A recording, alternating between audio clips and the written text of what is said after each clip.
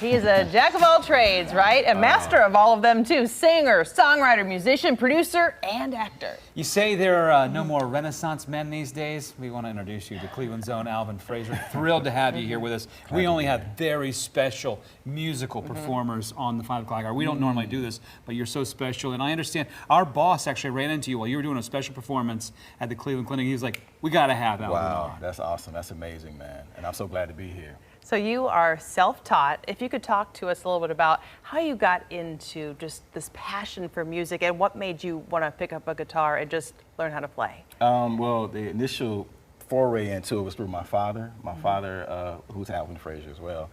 He was a singer and had a music group in the 70s, and so they rehearsed at home. I was there in the midst, a little kid in the way, and just fascinated by what I heard. My mom was really into music, a lot of records being played around the house, and you know, they started noticing I had a little bit of something going on. Said, "Mommy, I want a guitar." They went and got me a little guitar to work it out on, and the journey just kind of began from there. Wow. Got some cool video here of you in action, and you've been playing these instruments since you were 3 years old. Again, self-taught, but not only do you rock it out with all the bands and all the gigs that you do, but you're an accomplished actor. You were in the Academy Award-winning Judas and the Black Messiah. Yes. You were in Miles Ahead, the biopic about Miles Davis, and you just recently starred as a bad guy in What Happens in the Dark on Tubi. Yes. Tell us about your acting career. It's awesome. So acting started for me professionally about maybe 12 years ago, and it started with stage. I did theater first, and then theater took me into film, and then some television, and then here we are. So it's been a dual career for about 12 years between music and acting.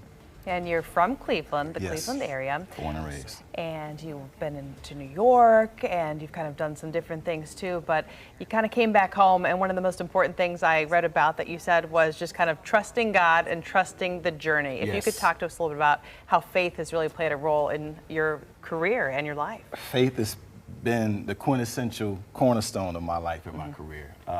I believe in divine orchestration, and a lot of the opportunities that presented themselves to me throughout my life, throughout my career, the Daz Band, case in point, was literally divine orchestration. I mean, I did my part to be prepared. I play, I practice. I really love what I do. I love to entertain people, but ultimately, it's always listening for that voice, for guidance, what to do, where to go, you know. And even when things don't work out, still trusting God is going to lead me in the direction I need to go in. His glow shows through you. I can feel it. The second we met you, we could feel that. Thank you. Tell us what you want Northeast Ohio to know about all your travels and what you're up to nowadays. Okay, so I'm touring quite a bit with the Daz Band. Also with myself, I did a tour of the UK this past summer, so that was my first time under my own name doing my own music over there, so that was a great opportunity. I did Japan a few years ago, but it was really exciting to finally do the UK. So I'm doing that. I play around town when I'm in town with my band, the Alvin Frazier Group, and then I do solo performances when available. Wow, truly incredible. Yeah. You are a huge talent, and we are just blessed to have met you, and we're so glad to hear your music and hear a little bit more too. Thank you for having me.